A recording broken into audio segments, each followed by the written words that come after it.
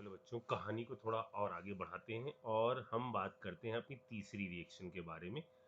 Third reaction है reaction with X2। Reaction with X2। X2 बोले तो हैलोजन के साथ अब हम रिएक्शन के बारे में बात कर रहे हैं। ठीक है, तो जब आप इन ग्रुप 15 वाले की हैलोजन के साथ रिएक्शन कराते हो तो इनमें इस टाइप के कंपाउंड बनते हैं। जैसे हमने कहा EX3 और EX5। ठीक है ना, जैसे PCl3 PCl5 इस टाइप के कंपाउंड बनते हैं। ठीक है ना, लेकिन इसमें एक चीज याद रखिएगा कि आपका nitrogen but N not form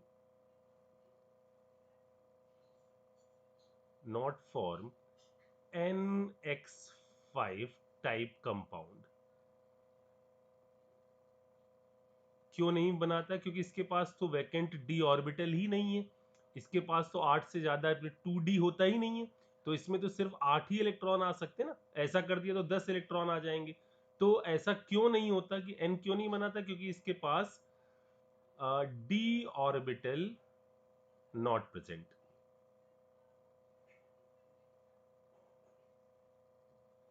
d orbital आपके प्रेजेंट नहीं होते हैं, इसके कारण ये नहीं बनाता। बाकी आपके दोनों टाइप के कंपाउंड बनाते हैं। ठीक है, इन दोनों में आपका यदि n सॉरी यदि हम इसके बारे में बात करें और इनके बारे में बात करें तो इनमें आपका EX5 का कोवेलेंट नेचर, EX5 का कोवेलेंट नेचर जो है वो आपका ज्यादा होता है किसकी तुलना में? EX3 की तुलना में। ठीक है ना, तुम सोचो जरा सा, फजान रूल क्या था? फजान रूल ये था कि जितना कैटायन पर चार्ज ज्यादा होगा, जितना कैटायन पर चार्ज ज्यादा होगा उतना वो एनायन के इलेक्ट्रॉनिक क्लाउड को ज्यादा डिस्टॉर्ट कर देगा। तो यदि 5 है, इसका मतलब डेल 5 के बराबर का चार्ज आ रहा है, मतलब ये एनायन के इलेक्ट्रॉनिक क्लाउड को जबरदस्त तरीके से डिस्टॉर्ट करेगा, यानी इसके अंदर कोवेलेंट कैरेक्टर इसकी तुलना में ज्यादा होता है। एक बात। ठीक है, दूसरी बात, नाइट्रोजन जैसा कि हमने कहा कि वो कोई भी पेंटा हैलाइड नहीं बनाता, वो ट्राई हैलाइड बनाता है। ठीक है, और जो भी ट्राई हैलाइड होते हैं वो सारे के सारे एक्सप्लोसिव होते हैं। मतलब जैसे ही उनको हीट करोगे ना, ब्लास्ट कर जाते हैं। Tri halide of nitrogen are explosive except NF3। NF3 आपका स्टेबल है, ये इस तरह से एक्सप्लोड नहीं करता, ये आपका कैसा है? स्टेबल है। अच्छा, अब मैं यहां पर बच्चों एक बात और आपको बताऊं। कभी कभार ये क्वेश्चन पूछ लिया जाता है कि नाइट्रोजन के जो ट्राई हैलाइड हैं NF3, NCl3, NBr3 और Ni3, इनके अंदर आप लुईस बेसिक नेचर का ऑर्डर बताइए। Order of Lewis basic nature. तो बच्चों देखिएगा, मेरी बात सुनिएगा, ये इंपॉर्टेंट है। इसको आपको सोचना है विद द हेल्प ऑफ, इनमें लुईस एसिडिक नेचर को सोचना है NX3 कंपाउंड के अंदर with the help of, with inductive effect only. इसके अंदर और कुछ नहीं लगाना है आपको, यहां सिर्फ किसके हिसाब से सोचना है? इंडक्टिव इफेक्ट के हिसाब से। और इंडक्टिव का भी नॉर्मल, यहां कोई प्लस M और इस टाइप का नहीं है। यानी इंडक्टिव इफेक्ट किसका ज्यादा है? N, F लगा हुआ है, F लगा हुआ है, F लगा हुआ है, N, Cl लगा हुआ है, Cl लगा हुआ है, Cl लगा हुआ है। इसकी इलेक्ट्रोनेगेटिविटी कैसी है, ज्यादा ये इलेक्ट्रॉन घसीटेगा, इंडक्टिव इफेक्ट इसका ज्यादा है, इसका कम है, बाकियों का और कम है। इसका मतलब लुईस बेसिक स्ट्रेंथ जो है, लुईस बेसिक नेचर, ये आपका इसका कम होगा और इसका ज्यादा होगा। ठीक है, यहां कोई और लॉजिक नहीं लगता, पी पाई पी पाई पी पाई डी पाई, ये बात समझ में आई। ये बात याद रखिएगा कि इनमें यदि आपको चेक करना है लुईस बेसिक नेचर, तो आपको सोचना पड़ेगा with the help of inductive only. ठीक, अच्छा। अब आगे बढ़ने से पहले यहां मैंने चूंकि एक नोट का ये पॉइंट बताया है, एक नोट का और पॉइंट बताऊंगा मैं इस जगह पर ही।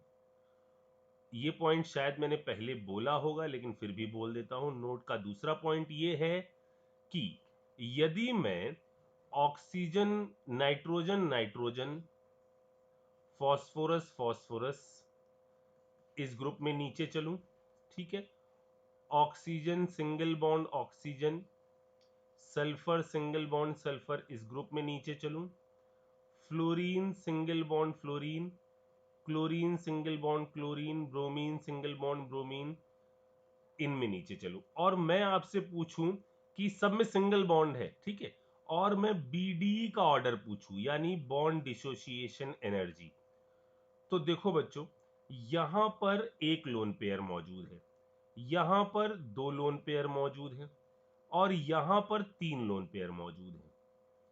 और ऊपर वाले एलिमेंट का साइज कैसा होता है, छोटा, तो इनमें लगता है रिपल्शन, इसकी बॉन्ड लेंथ बढ़ जाती है।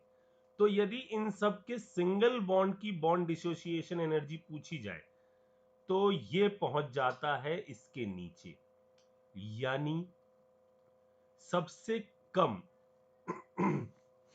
बॉन्ड डिसोसिएशन एनर्जी का ऑर्डर क्या हो जाएगा, यहां रिपल्शन लगा, यानी सबसे कम तोड़ने में किसको एनर्जी लगेगी, इसको एनर्जी लगेगी। उसके बाद इसमें, ठीक है ना, इसमें भी इसी तरह से, ये आपका इसमें रिपल्शन लगेगा, इसकी बॉन्ड लेंथ बढ़ जाएगी, सॉरी बॉन्ड डिसोसिएशन एनर्जी नहीं, मैं क्योंकि बॉन्ड बढ़ गया तो तोड़ना आसान हो जाएगा ना, बॉन्ड डिसोसिएशन एनर्जी नहीं, bond length, bond dissociation energy नहीं, बॉन्ड लेंथ के बारे में बात कर रहा हूं मैं, बॉन्ड लेंथ। तो सिंगल बॉन्ड की बॉन्ड लेंथ इसमें इसकी तुलना में हल्की सी बढ़ जाती है, इसमें इसकी तुलना में हल्की सी बढ़ जाती है। मतलब यदि बढ़ गई तो आपका सबसे कम एनर्जी किसकी लगेगी, इसमें लगेगी या इसमें लगेगी। तो अगर कोई पूछे कि एन एन सिंगल बॉन्ड ज्यादा स्ट्रांग है या पीपी सिंगल बॉन्ड ज्यादा स्ट्रांग है, तो आप कहोगे कि पीपी सिंगल बॉन्ड जो है वो आपका ज्यादा स्ट्रांग है, एन एन सिंगल बॉन्ड आपका कम स्ट्रांग है।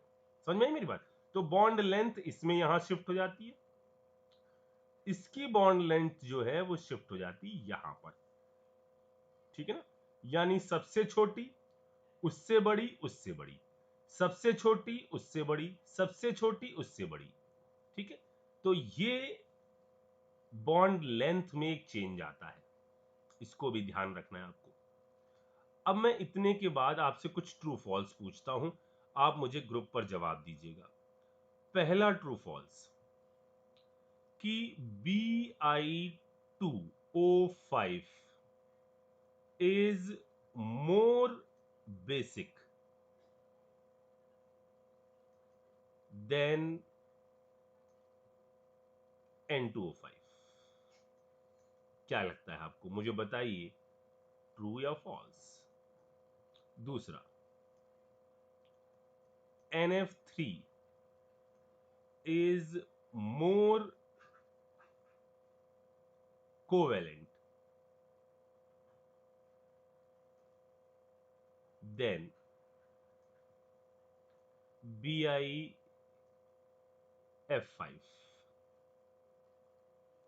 ठीक, NF3 is more covalent than BiF5 करूं, 3 करूं,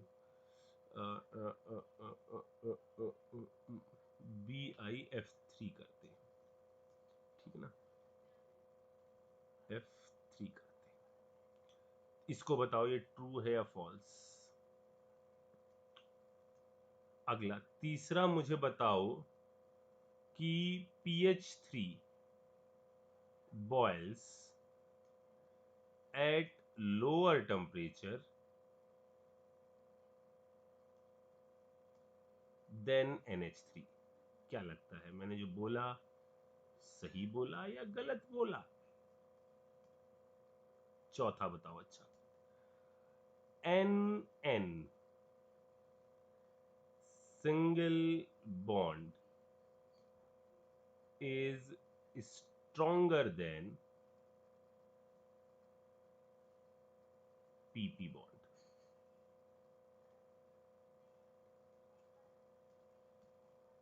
जल्दी से इसको बताओ। ठीक, फिर इसको आगे देखना चालू करेंगे।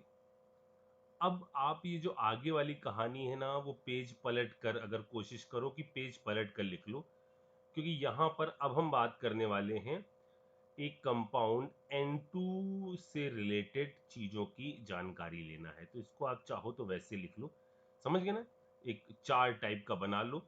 तो जहां पर भी इस टाइप की चीजें आएंगी, कोई कंपाउंड आएगा जिसकी इंफॉर्मेशन लेनी, तो अपन ऐसे ही करेंगे। ठीक है, सबसे पहले हम N2 बनाने के मेथड के बारे में बात करते हैं, लैब प्रोसेस। ठीक है, क्या है लैब प्रोसेस N2 को बनाने की। तो जरा देखिएगा, यदि हम ले लें NaNO2 और इसकी रिएक्शन करा दें अमोनियम क्लोराइड के साथ, ठीक है, इससे किस चीज का फॉर्मेशन होगा। इससे आपका फॉर्म होगा NaCl, एक तो चीज ये बन जाएगी, प्लस बन जाएगा अमोनियम नाइट्राइट।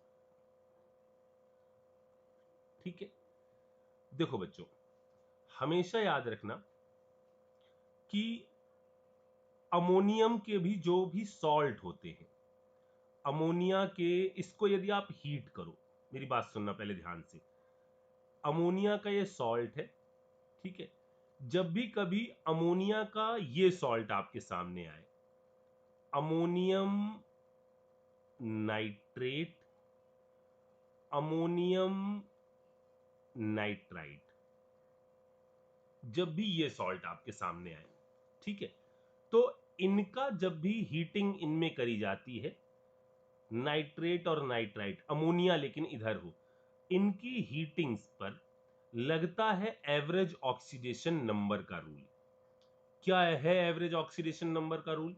कि कैटायन की ऑक्सीडेशन नंबर निकालो, एनायन में इसकी ऑक्सीडेशन नंबर निकालो, दोनों का एवरेज ले लो, जो प्रोडक्ट बन रहा है वो यहां बना दो। सिमिलरली यहां पर भी ऐसा ही कर दो, इसमें भी इसकी ऑक्सीडेशन नंबर निकालो, इसकी ऑक्सीडेशन नंबर निकालो, कैटायन की अलग एनायन की अलग, फिर दोनों का एवरेज ले लो, जो भी आपकी ऑक्सीडेशन नंबर आएगी वो प्रोडक्ट यहां बनेगा। ठीक है, अब मैं इस चीज को कई बार बता चुका हूं, लेकिन बच्चे इसको समझने से ज्यादा अच्छा वो प्रसन्न इस बात पे होते हैं जो मैं अब अगली बात बोलता हूं, कि नाइट्रेट और नाइट्राइट के अंदर जब भी हीटिंग करी जाती है, तो जितना मैक्सिमम वाटर आप निकाल सकते हो उसको निकाल दो। तो इससे बड़ा प्रसन्न हो जाते हैं वो। जैसे इस वाले में, नीचे वाले की हीटिंग इफेक्ट क्या होगा, इसके अंदर आप मैक्सिमम कितने वाटर निकाल सकते हो, तो इसके अंदर आप निकाल सकते हो 2H2O। 2H2O निकाल दिया आपने तो क्या बन जाएगा इसका फाइनल प्रोडक्ट N2। इसके अंदर आप जितने वाटर निकाल सकते हो निकाल दो, तो क्या बन जाएगा, यहां पर भी आप ट्वाइस H2O निकाल दोगे, तो क्या बनेगा, यहां से बनेगी N2O। ठीक है, तो बच्चे इस चीज को ज्यादा अच्छी तरह से एक्सेप्ट करते हैं, इसलिए मैंने यहां पर एवरेज ऑक्सीडेशन नंबर निकाला भी नहीं आपके लिए। ठीक है ना, आप तो इन दोनों की हीटिंग में याद रखिए क्या चीज, प्रोडक्ट कैसे बनाना है, maximum number of H2O remove करवा दीजिए। ठीक है। लेकिन लेकिन लेकिन ये तब है जब नाइट्रेट और नाइट्राइट की हीटिंग आए। इसके अलावा यदि किसी चीज की हीटिंग आती है, अब मैं उसको यहां नोट करके लिखूंगा। देखो बच्चों, अगर अमोनिया का कोई सॉल्ट है, नाइट्रेट और नाइट्राइट के अलावा अमोनियम का सॉल्ट है, तो अमोनियम का सॉल्ट कहीं मौजूद होता है ना, तो मैक्सिमम टाइम पर वहां अमोनिया गैस निकलनी चाहिए, ठीक है ना। लेकिन कौन सी गैस निकलेगी ये डिपेंड करता है कि इसके अंदर एनायन क्या है। अगर एनायन हमारा कोई ऑक्सीडेटिव एनायन है, जैसे Cr2O7-2, हमें पता है K2Cr2O7 एक ऑक्सीडाइजिंग एजेंट है, या MnO4- या ClO4-। सर ये हमको कैसे पता चलेंगे? आपको सही समय आने पर हर चीज पता चल जाएगी, ठीक है ना। ये अगर अमोनिया के साथ ये मौजूद है, जिनको बोला जाता है कि ये कैसे एनायन है, ऑक्सीडाइजिंग एनायन है, ठीक है। अगर ये मौजूद हुए तो क्या होगा? और यदि नॉन ऑक्सीडाइजिंग एनायन जैसे सल्फेट हो गया, क्लोराइड हो गया, कार्बोनेट हो गया, ये आपका नॉन ऑक्सीडाइजिंग एनायन है, ठीक है ना। इनको हम बोलते हैं नॉन ऑक्सीडाइजिंग एनायन। अब देखो, जैसा कि मैंने आपसे कहा कि अगर मैं नाइट्रेट और नाइट्राइट इनको छोड़ दूं, तो कहीं पर भी अमोनिया के सॉल्ट जो भी होते हैं वो हीट करने पर वो प्रायोरिटी किसको देते हैं कि हम अमोनिया गैस निकालें। अब होता क्या है, निकलनी चाहिए कौन सी गैस? अमोनिया। लेकिन ये जो यहां मौजूद है, इन सब का नेचर कैसा है? ऑक्सीडाइजिंग नेचर है। जब कहीं अमोनिया निकलेगी तो अमोनिया पर ऑक्सीडेशन स्टेट कितनी आएगी? इस पर ऑक्सीडेशन स्टेट नाइट्रोजन की कितनी है? -3, ठीक है। तो होता क्या है बच्चों, यहां पर जब इनके साथ ये एनायन मौजूद होते हैं और आप हीट करना चाहते हो, तो निकलनी चाहिए कौन सी गैस? अमोनिया। लेकिन ये ऑक्सीडाइजिंग एनायन इस अमोनिया को ऑक्सीडाइज कर देते हैं, कौन सी ऑक्सीडेशन स्टेट में ले जाते हैं? 0 में। यानी ऊपर वाले केस के यदि एनायन होंगे और आप हीट करोगे तो कौन सी गैस बाहर निकलेगी? यहां पर आपका गैस बाहर निकलेगी N2। लेकिन ये जो नीचे वाले केस हैं, इन एनायन के अंदर ये पावर नहीं है कि ये ऑक्सीडाइज कर पाए अमोनिया को, तो यहां पर आपका निकलती है नॉर्मल अमोनिया गैस। मेरी बात आपको समझ में आई? नाइट्रेट नाइट्राइट छोड़ दिए जाए तो फिर हीटिंग डिसाइड उसके द्वारा करी जाती है जो एनायन मौजूद है। अगर ऑक्सीडाइजिंग एनायन मौजूद हैं तो निकलनी चाहिए थी अमोनिया के किसी सॉल्ट की हीटिंग में अमोनिया गैस। लेकिन ऑक्सीडाइजिंग एनायन इसको ऑक्सीडाइज करके कौन सी गैस निकालते हैं? N2। और यदि नॉन ऑक्सीडाइजिंग होगा, जो ऑक्सीडाइज नहीं कर पाएगा, तो वहां पर अमोनिया गैस ही बाहर निकलेगी, ठीक है। जैसे मैं इसका एक एग्जांपल देता हूं जो बहुत फेमस है। जैसे हीट किया जाए अमोनियम डाइक्रोमेट को, ये कंपाउंड, ठीक है, कुछ ऑरेंज कलर का कंपाउंड होता है, देखो ऑरेंज ही लिख रहा है। इसको हीट करोगे, इसको हीट करोगे, बहुत इंपॉर्टेंट रिएक्शन है। इसको हीट करोगे, अब फिर से देखो अमोनिया का सॉल्ट है, क्या होनी चाहिए था? निकलना चाहिए था अमोनिया गैस। लेकिन साथ में एक ऑक्सीडाइजिंग एनायन है, तो क्या बनेगा? कौन सी गैस निकलेगी? N2 plus. अब देखो हुआ क्या, ऑक्सीडाइजिंग है तो क्या कर रहा है? अमोनिया को ऑक्सीडाइज कर रहा है, खुद क्या हो रहा है? रिड्यूस हो रहा होगा। और मैंने आपसे कहा था कि क्रोमियम सिर्फ रिडक्शन के बाद एक ही ऑक्सीडेशन स्टेट में जाता है और वो है +3। तो यहां ये बनाएगा Cr2O3 प्लस आपका पानी, ठीक। आप इसकी टेंशन मत करिए कि बैलेंसिंग कैसे होगी। मैंने कहा ना बैलेंसिंग, आप जैसे ही HNO3 चालू होगा आप बैलेंसिंग सीख जाओगे। यहां पर ये जो है इसका कलर, ये आपका ग्रीन कलर का कंपाउंड होता है। ठीक है, ये बात भी समझ में आ गई। तो हमने अभी तक N2 बनाने का एक मेथड देख लिया और उससे रिलेटेड ये बातें कर ली। अच्छा, अब मैं आपको अगली चीज बताऊं। N2 बनाने, इसको सही से लिखना, मेरे पास ऊपर जाने का समय नहीं है वरना हम ऐसे एरो खींचते, आप ऐसे ही एरो खींचेंगे। ठीक है ना। यहां पर अगली सेकेंड पॉइंट है सेकेंड पॉइंट है अल्ट्रा प्योर N2 बनाने का। अल्ट्रा प्योर N2 बनती है बच्चों बेरियम या सोडियम के एजाइड से। बेरियम या सोडियम के एजाइड से बनती है हमारी प्योर N2। अब पहले हम ये समझ ले कि एजाइड क्या होता है। देखो, यदि हमने कहा N-3 तो ये है नाइट्राइड। ठीक है, और यदि मैं कह दूं N3- तो ये है आपका एजाइड। तो प्योर N2 बनाने के लिए आप यूज करते हैं बेरियम का एजाइड। अब बेरियम का एजाइड का फॉर्मूला क्या होगा? बेरियम के एजाइड का फॉर्मूला होगा दिस N3 का होल ट्वाइस। इसकी यदि हीटिंग करोगे या सोडियम के एजाइड NaN3 की हीटिंग करोगे तो इनसे मिलने वाली नाइट्रोजन जो है N2 निकल जाएगी और इनसे मिलने वाली जो नाइट्रोजन है वो आपकी होती है अल्ट्रा प्योर। ये जो नाइट्रोजन आपको यहां से मिलती है वो अल्ट्रा प्योर N2 यहां से आपको मिलती है। समझ में आई मेरी बात? अच्छा, और मैं आपको यहां पर कहानी थोड़ी सी और आगे बताऊं। देखो, जैसे अब मैं अगली चीज यहां पर अगला थर्ड पॉइंट भी ले लेता हूं यहीं पर ही। थर्ड पॉइंट में थोड़ा सा मुझे और एक्सप्लेन करना पड़ेगा। देखो बच्चों, यहां पर मैं एक बात बोलूं, जैसे ग्रुप 1 है,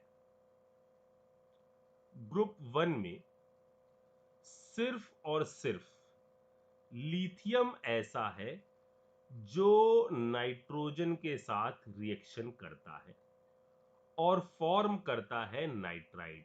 Li, नाइट्राइड बनाने का मतलब क्या है? फॉर्मूला देखो, Li3n, nitride. Rest of metal कोई भी नाइट्राइड नहीं बनाते हैं। कारण क्या है? कारण यह है कि नाइट्राइड बनाने के लिए आपको N को कन्वर्ट करना पड़ेगा N-3 में। मतलब इसके अंदर एक इलेक्ट्रॉन डालना पड़ेगा, फिर एक इलेक्ट्रॉन डालना पड़ेगा और फिर एक इलेक्ट्रॉन डालना पड़ेगा। और पीरियोडिक टेबल में आपने एक चीज पढ़ी थी कि सक्सेसिव इलेक्ट्रॉन एफिनिटी बढ़ती चली जाती है। पहला इलेक्ट्रॉन आपने को इंसर्ट कराना है, आपको एनर्जी मिलेगी, दूसरे में एनर्जी देनी पड़ेगी, तीसरे में और एनर्जी देनी पड़ेगी। तो यहां पर N को N3 में कन्वर्ट करने के लिए आपको 2150 किलो जूल पर मोल एनर्जी देनी पड़ती है। इतने सारी अमाउंट की एनर्जी देनी पड़ती है इसको इसमें कन्वर्ट होने के लिए। कोई भी चीज बॉन्ड तब बना सकती है जब ओवरऑल प्रोसेस में एनर्जी बाहर निकले। अब होता क्या है, जब N3- लिथियम प्लस की तरफ अप्रोच करता है तो इस प्रोसेस के दौरान खूब सारे अमाउंट की एनर्जी जो है वो बाहर जाती है, क्योंकि लिथियम का साइज कैसा है? छोटा।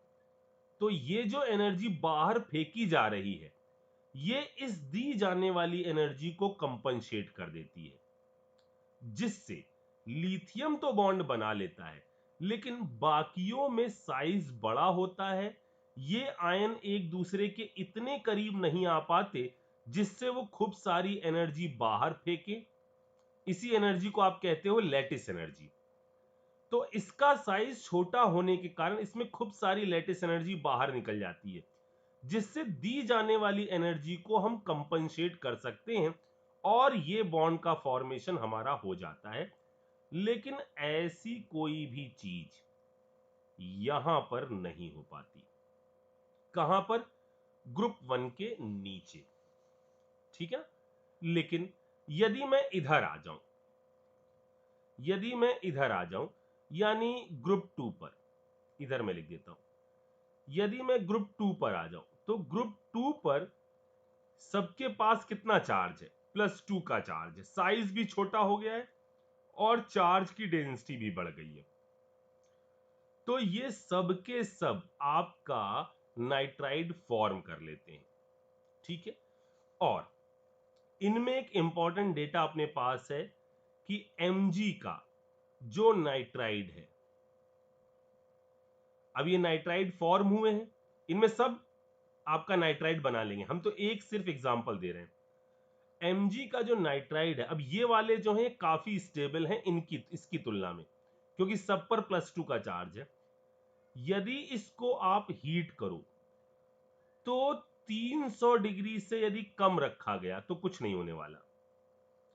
लेकिन यदि हम टेम्परेचर काफी ज्यादा कर दें, 300 से ऊपर कर दें, तो ये कंपाउंड भी आपका ऐसा है जो नाइट्रोजन गैस को इवॉल्व करता है।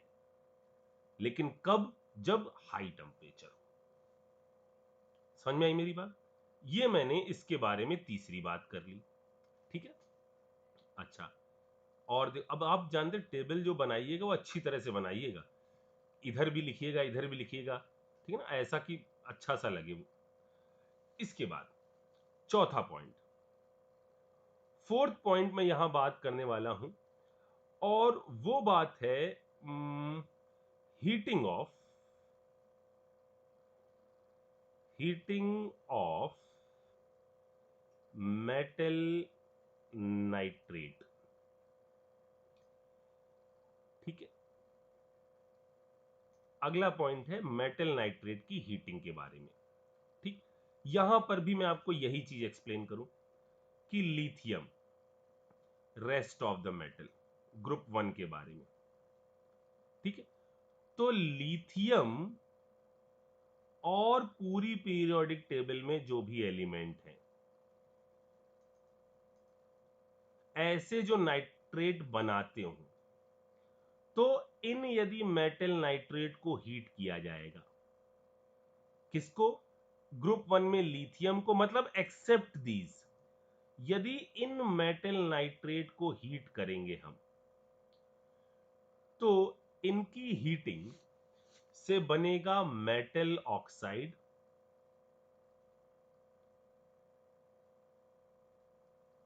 Plus NO2, red brown colour की gas, half of O2, colourless gas, but both are paramagnetic in nature. ठीक। ये ऐसा होगा। किसी को भी, जैसे हमने कहा PbNO3, लेड का नाइट्रेट लिया गया, लेड का नाइट्रेट यदि हीट करोगे तो बनाएगा PbO plus NO2 plus half of O2। ठीक है ना, इस टाइप की चीजों को फॉर्म करेगा। अच्छा, हमने फिर कहा बैलेंसिंग पर आप बिल्कुल भी टेंशन मत लीजिएगा। ठीक। तो इस टाइप का एक कंपाउंड बनाएगा। अब ये जो बचे हुए हैं, ये जो यहां बचे हुए हैं ब्लू वाले, इनके साथ क्या होगा? यदि इनका नाइट्रेट लिया जाए, यदि इनका नाइट्रेट लिया जाए ब्लू वालों का, तो इनका मेटल नाइट्रेट को यदि आपने हीट किया, ठीक है, तो इससे बनेगा मेटल का, मैं इसको इधर लिखूं, एक सेकेंड बच्चों, एक सेकेंड बस।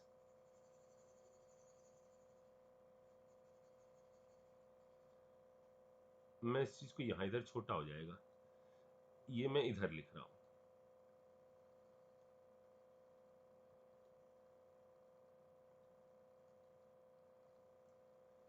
इधर। ठीक है।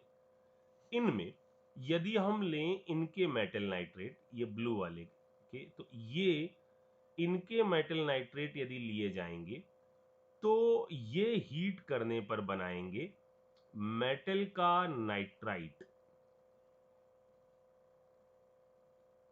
नाइट्राइट प्लस ऑक्सीजन गैस, ये बनाएंगे। लेकिन यदि आपसे कह दिया जाए वेरी हाई टेम्परेचर या टेम्परेचर हो 800 डिग्री सेल्सियस से ऊपर, तो ये मेटल नाइट्राइट भी टूट जाता है और ये बनाएगा metal oxide plus N2 plus oxygen gas. समझ में आई मेरी बात? जैसे हमने कहा कि हमने ले लिया NaNO3, ये यहां पर लाई कर रहा है, ठीक है, इसको आप हीट करो तो नॉर्मल हीट करने पर ये बनाएगा NaNO2, nitrate nitrite plus oxygen gas बाहर निकलेगी, ठीक है। इसको भी यदि आप फर्दर हीट करो टेम्परेचर 800 से ज्यादा, तो ये बनाएगा मेटल का ऑक्साइड। अब ऑक्साइड मान लो मैंने कहा ये बन रहा है, प्लस कौन सी गैस? N2 प्लस कौन सी चीज? ऑक्सीजन, ये बाहर निकलेगी, ठीक है ना। अच्छा, ये हो गई कहानी इसके बारे में। अब एक अंतिम पॉइंट, N2 आपका इनर्ट नेचर की गैस है। इनर्ट क्यों है? क्योंकि इसके पास ट्रिपल बॉन्ड है, वो आपका इजीली ब्रेक नहीं होता, इसीलिए N2 की रिएक्शंस हमारे सामने कम है। N2 O2 के साथ कंबाइन करता है, लेकिन इसके लिए आपको बहुत जबरदस्त हीट की रिक्वायरमेंट होती है। ये आपका जब बिजली चमकती है ना, तो वो यहां पर ये प्रोसेस होती है तकरीबन में 2000 केल्विन के आसपास, ये आपका ऑक्सीजन के साथ रिएक्ट करके NO बनाती है, ठीक है। फिर आगे चलकर फिर कई सारी चीजें हैं, NO ऑक्सीजन के साथ कंबाइन होकर NO2 बनाती है, वाटर के साथ रिएक्शन करके HNO3 बनाती है, फिर वो एसिडिक रेंज के लिए रिस्पॉन्सिबल होती है, कई सारी चीजें। अपन धीरे धीरे धीरे धीरे इन सब में पारंगत हो जाएंगे, आप बिल्कुल टेंशन मत लीजिएगा, ठीक है। निपटाइए पहले इसको जल्दी से।